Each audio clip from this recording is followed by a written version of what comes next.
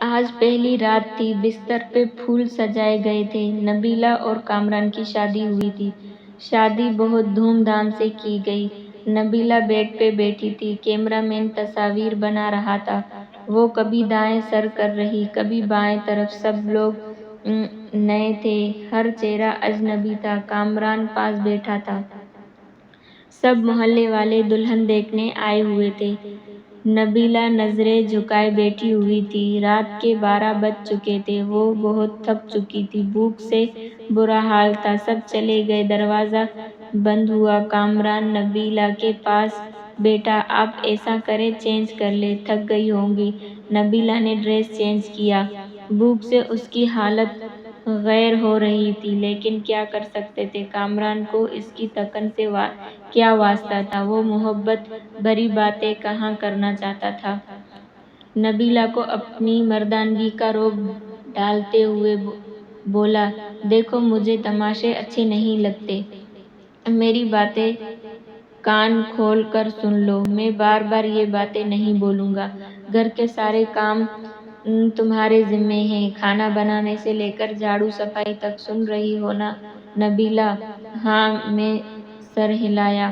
نبیلہ سوچ رہی تھی کوئی گفٹ دے گا، کوئی محبت بھری بات کرے گا، لیکن اس کو نبیلہ سے کام کروانے کی فکر تھی۔ شادی کے دن گزر گئے، ہاتھ میں جھاڑو، مقدر میں کچن لکھ دیا۔ نبیلہ کی جیٹھانیاں ان کی رشتہ دار تھیں، لیکن یہ غیروں سے بیاہ کر گئی تھی۔ نبیلہ کھانا بنانا، صاف صفائی کرنا، کپڑے برتن سب کام جب تھک کر ٹوٹ جاتی تو رات کو شوہر کے نخرے اٹھانا۔ کامران بہت روکھے ہوئے لہجے میں بات کرتا تھا نبیلہ سے۔ رات ڈنر ہوا، اپنے کمرے میں چلے گئے۔ نبیلہ کامران کے پاس بیٹھ کر، کامران شادی کو 3 مہینے گزر گئے ہیں، آپ مجھے کہیں گھمانے لے کر نہیں گئے؟ کامران حیرت سے دیکھ رہا تھا نبیلہ کی طرف۔ نبیلہ گھمانے مطلب کہاں جانا ہے تم نے؟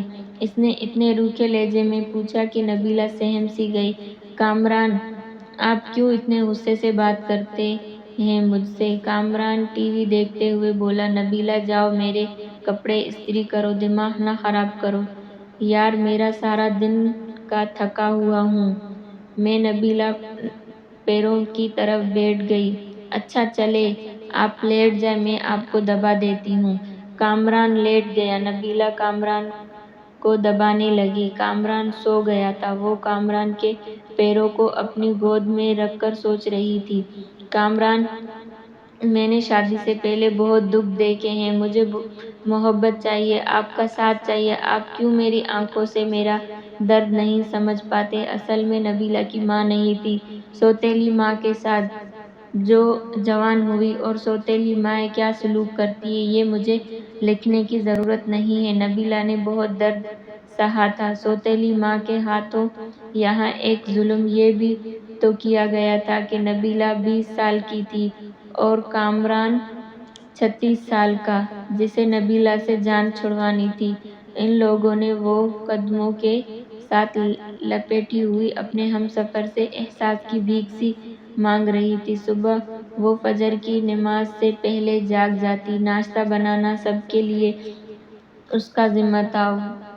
وہ اپنا درد کسی پہ عیاں نہ ہونے دیتی، وہ بس اپنے گھر میں آباد ہونا چاہتی تھی۔ کامران کا ساتھ اسے چاہیے تھا، بس اکثر کبھی تھکن کی وجہ سے برتن نہ دھو سکتی یا جھاڑو ٹائم پہ نہ لگاتی تو ساس اسے لاکھوں باتیں سناتی۔ وہ اپنے لبوں کو سی کر ہر طعنہ برداشت کر جاتی تھی۔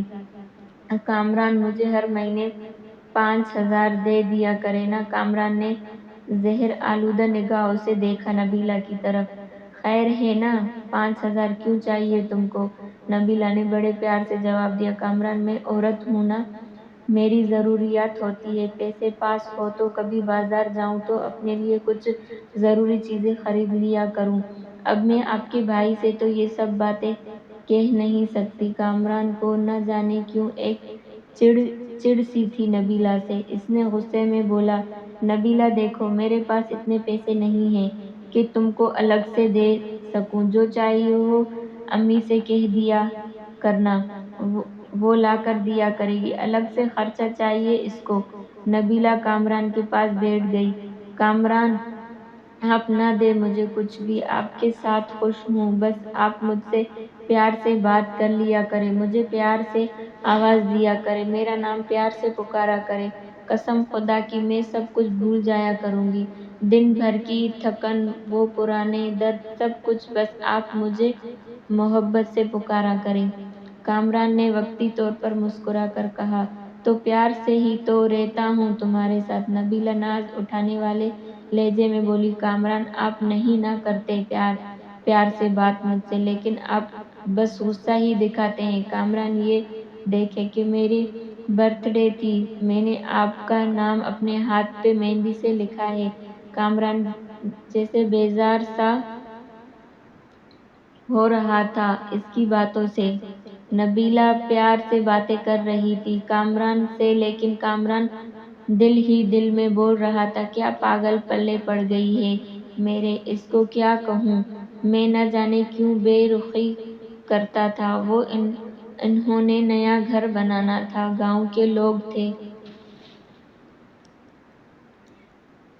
کامران نے نبیلہ سے کہا، نبیلہ آج رات اینٹیں آ جائیں گی، تم ہماری مدد کرنا، اینٹیں گھر میں پھینکنی ہیں۔ نبیلہ نے دن بھر گھر کے کام کیے، پھر رات کو وہ اینٹیں اٹھا اٹھا کر گھر میں پھینکنے لگی۔ رات کے 3 بج گئے تھے، کام ختم ہوا، اس کا جسم درد اور تھکن سے بے جان سا ہو رہا تھا۔ کامران لیٹ گیا، نبیلہ پاس گئی، کامران پلیز میرا سر دبا دینا، مجھے بہت درد ہو رہا ہے۔ کامران نے کروٹ بدلی، یار جاؤ پیناڈول کھا لو، مجھ سے دبایا نہیں جاتا۔ وہ بستر پر لیٹ گئی، نہ جانے کیوں آنکھوں سے آنسو بہنے لگے، وہ رو رہی تھی، اس کو بہت درد ہو رہا تھا، وہ منہ پہ ہاتھ رکھ کر سانس روکنے کی کوشش کر رہی تھی۔ کامران پاس سویا ہوا تھا کہ درد سے سو نہ سکی، فجر کی اذان ہونے لگی کہ اس کی آنکھ لگ گئی، وہ سوئی تھی کہ سانس گالیاں دے رہی تھی کہ میڈم سوئی ہوئی ہے، شرم ہی نہیں ہے، ٹائم دیکھو۔ کامران بھی برہم ہوا، وہ اٹھی، کامران غصے میں تھا، نبیلہ شرم ہے تم کو، ٹائم دیکھو، امی ناشتہ بنا رہی ہے، تیاری، آنکھ ہی نہیں کھلتی۔ نبیلہ کیا کہتی جب کہ اب کامران کو فرق ہی نہیں پڑتا تھا، نبیلہ مر رہی ہو یا کسی درد میں ہو، وہ خاموش ہوئی کچن میں چلی گئی، سارا کام کیا، اس کی حالت کافی خراب تھی، اس نے کسی سے کچھ نہ کہا۔ شادی کو 3 سال گزر گئے تھے، لیکن اولاد نہیں تھی، ان 3 سالوں میں کوئی ایسی سانس نہیں تھی جب کبھی سکون سے پایا ہو۔ نئے گھر کا کام شروع کیا، وہ مزدوروں کی طرح کام کرنے لگی، دن بھر سب کے لیے کھانا بناتی، پھر کبھی اینٹیں اٹھا کر دیتی تو کبھی مٹی اٹھا رہی تھی۔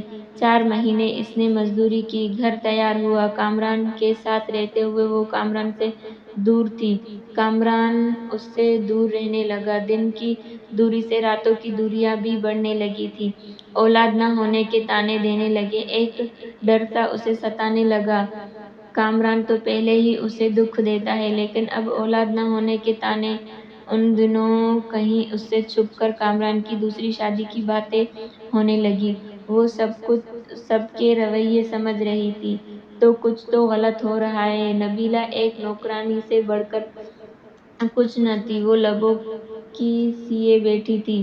نبیلہ کو ایک خوف تھا، کہیں کامران مجھے دور نہ کر دے، لیکن جیٹھانی کی چھوٹی بیٹی نے بتایا، آنٹی نبیلہ ماما کہہ رہی تھی کامران چاچو کی شادی کرنی ہے، نئی آنٹی لے کر آنی ہے۔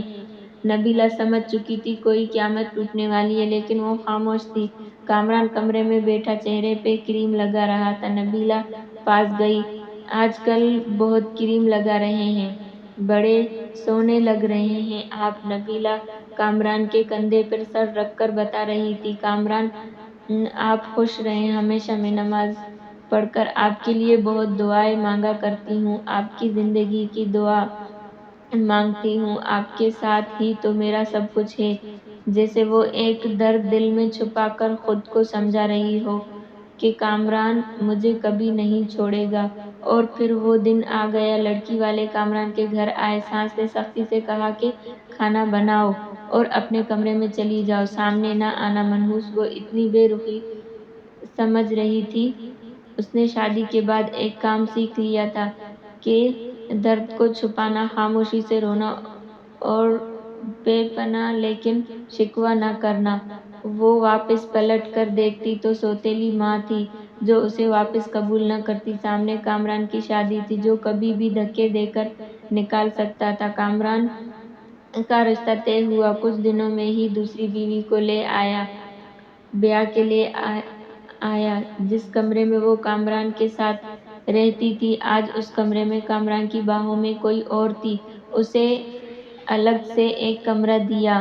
وہ حسرت بھری نگاہوں سے دیکھتی رہتی تھی۔ کامران اپنی دوسری بیوی کو مری گھمانے لے گیا۔ وہ بہت خوش تھا لیکن ایک دیمک درد نبیلہ کو کھائے جا رہا تھا۔ گھر کے کام، دن بھر کی تھکن، رات کی تنہائیاں، درد، بے پناہ لاپرواہی۔ نئی دلہن کو سب بہت پیار کرتے تھے لیکن نبیلہ ایک کونے میں پڑی شاید موت کے قریب آ گئی تھی۔ اور پھر ایک رات وہ کمرے میں سوئی تھی، شاید آج وہ درد نہ برداشت کر پا رہی تھی۔ سر کا درد شدید تھا۔ وہ سر پہ دونوں ہاتھ رکھ کے چیخنے لگی۔ سب اپنے کمروں میں سو چکے تھے۔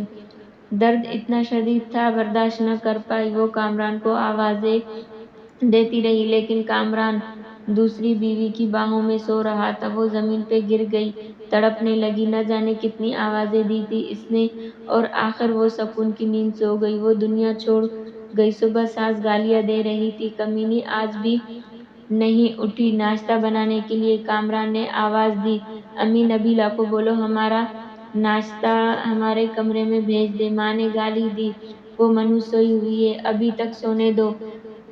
آج اسے کوئی نہ جگائے۔ اس کے کمرے میں دوپہر کا وقت ہو رہا تھا، سب اپنے کاموں میں مصروف تھے لیکن ابھی تک نبیلہ کمرے سے باہر نہیں آئی تھی۔ آخر ساس کمرے میں گئی، دیکھا نبیلہ اونڈے منہ زمین پہ پڑی تھی۔